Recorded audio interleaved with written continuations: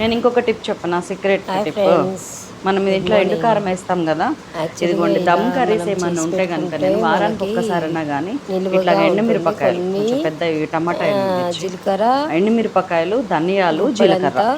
ఎండుమిరపకాయలు ఒక 10 తీసుకున్నాను అనుకోండి, ధనియాల గుప్పెడు, జీలకర్ర కొంచెం ఇంత వచ్చేసి ఒక నానబెట్టేసుకుంటాను. నానబెట్టేసి దీన్ని మెత్తగా పేస్ట్ చేసి పెట్టుకుంటే ఇది నాకు ఆ వీక్ మొత్తం నేను ఏమన్నా గ్రేవీస్ దమ్ కర్రీస్ ఉంటే చాలా యూజ్ అవుతుంది. ఒక స్పూన్ వేస్తాను, అసలు ఏమన్నా టేస్ట్ ఉంటుందా?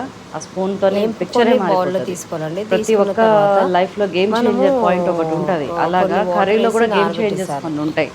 అలాంటి సీక్రెట్ ఇవన్నీ. మళ్ళీ ఇందులో జీడిపప్పులు లాంటివి వేయకండి, అది వేరే ప్రత్యేకమైన రెసిపీస్కే వాడాలి. ఇది ఏ రెసిపీకైనా వేయచ్చు. ఎండుమిర్చి అదేంటంటే ఆ పచ్చి ఎండుమిర్చి, ధనియాలు ఏమో వేయించినవే, జీలకర్ర వేయించింది, ఇది మాత్రం పచ్చి ఎండుమిర్చి. దాన్ని అట్లానే నానబెట్టి గ్రైండ్ చేసి పేస్ట్ చేస్తాయి.